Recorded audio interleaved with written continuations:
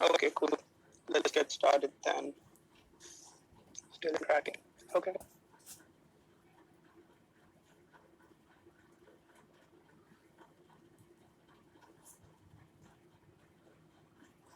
So I think we should start with the introduction. Yeah. And my name is Amod, and I'm currently working as a software engineer at Amazon Lab 126. Lab 126 is the hardware research and development lab for Amazon. So we develop all the hardware, Alexa devices, Kindle, Fire TV. So any of the hardware that you see from Amazon is developed at our research facility. And prior to this, I was a graduate student at University of Advanced Champaign, UIUC. Did my master's in CS there, and before that, I was at IIT Delhi, India, and had a couple of internships. I'm going to talk about them later.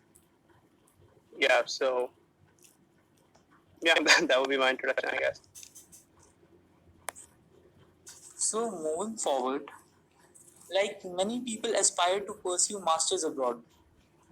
How does one make up their minds for such a decision? What is the difference between what according to you is the difference between the top institutes in India and US that made up your mind to go outside? And why did you want to go abroad basically is my question, and how did you prepare for the exams like GRE, GMAT? Can you guide us through the whole journey? Sure. That's a pretty complex question. Lots of things to unpack here, especially the decision to go abroad or doing masters at all.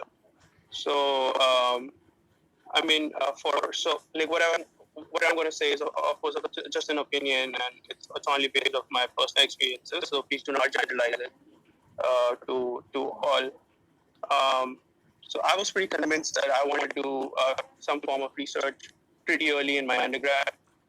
Research opportunities in India are pretty limited, especially when it comes to global standards. Like one of the biggest differences I saw in like research in India. So I did a lot of research while in my undergrad as well at IIT Delhi, and then when I came to the US, I saw like how different the interaction with the professor and how different the standards of research are in general. Uh, but but of course there are institutions back in India which are doing very good research. It's not like we don't have good colleges or good universities doing good research. It's just that the opportunities are very limited. So if you want to get into those opportunities, it's pretty competitive. You have to get a very high gate score. Pretty much like one place I know is doing excellent research is ISC, and you have to be like in top 10, 15, 20 people to work with the good professors there in the entire country. So it is very competitive back in India for especially for masters and the PhDs. But again, the broader view is that it depends on what you want to do. Of course, if you're just looking for a high-paying software engineering job, you don't really need to focus on the research aspect at all. Like for a lot of people, masters is just a gateway to a job in the US, which is completely okay as well. Depends on what you want. But personally, for me, I had an opportunity to intern with IBM Research and Microsoft Research in my undergrad, which gave me like a lot of exposure to what these corporate companies do when it comes to research. It completely amazed me, and which kind of like convinced me that it's essential to, you know, be where these people are coming from. Like all the researchers you will see in these companies, they of course went to top universities in the world. So that kind of just validates your own belief that hey, you need to go out there and go to a better university and see what professors at like these big universities in the US, what kind of research they're doing. So I particularly work in this area called systems and networking in CS. I work in mobile computing or mobile sensing.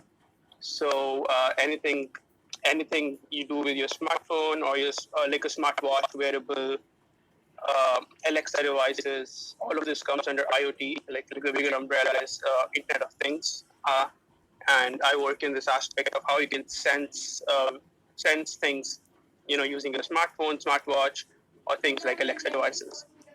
So that's the area I work in. I just saw a question, so that's why they're celebrating on what kind of research I'm talking about. So I particularly work in systems, like systems, networking, mobile computing, mobile sensing. Those are some of the key terms that you can associate with it.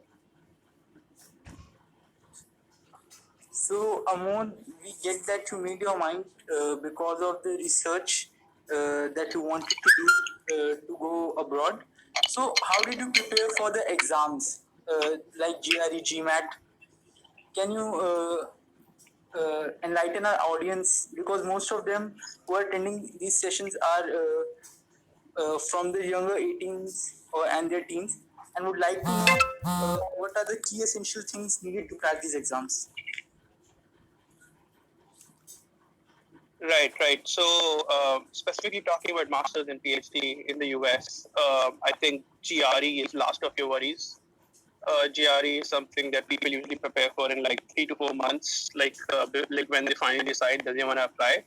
So, so your application majorly consists of what you have done in your undergrad, which pretty much means the kind of projects that you work with your professor in your undergrad, the kind of internships you have done in your undergrad, and third thing is, of course, the letter of recommendations that you will get from professors or like whoever you're gonna use as a person for your referral.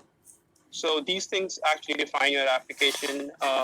So while you are in your undergrad, it's important to take up projects with professors, do research if you want to like get into a good master's or a PhD program, and of course, when I joined, a lot of people told me that GPA is not important. You should know what you're doing. GPA is not a very key factor in life, which I completely agree with. GPA does not really tell you anything about a person, and you should know your skills and like, you should have a functional and like a practical knowledge of what you're studying. However, that's not how universities think. You still need a very good GPA to get into these universities. They basically have a cutoff based off the applicant pool. So if your GPA falls below that applicant pool average, they won't even read your application, irrespective of what you've worked on or what you've done. So maintain a decent GPA in your undergrad. Work with professors. Try to go for research internships, which pretty much makes your application stronger. And GRE specifically, there are a lot of things out there. There's this thing called Magoosh that I used back in the day. It was just like 3-4 months. You prepare your words. You just learn all those verbal words and prepare for call. Just go for it.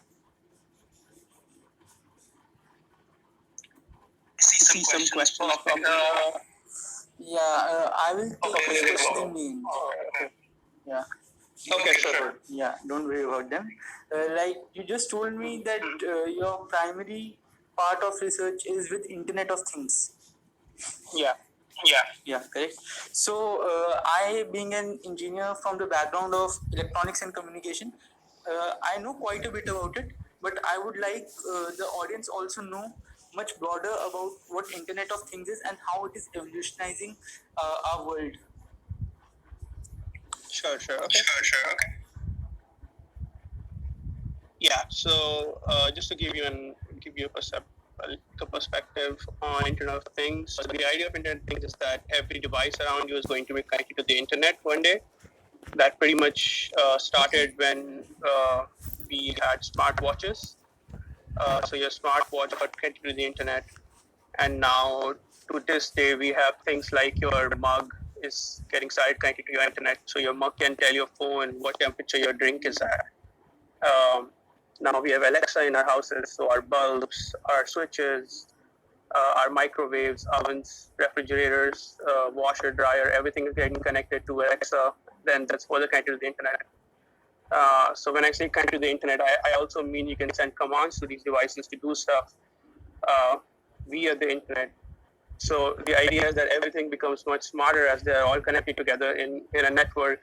And so the application that I work on is smart home. So we are trying, so like in some sense, to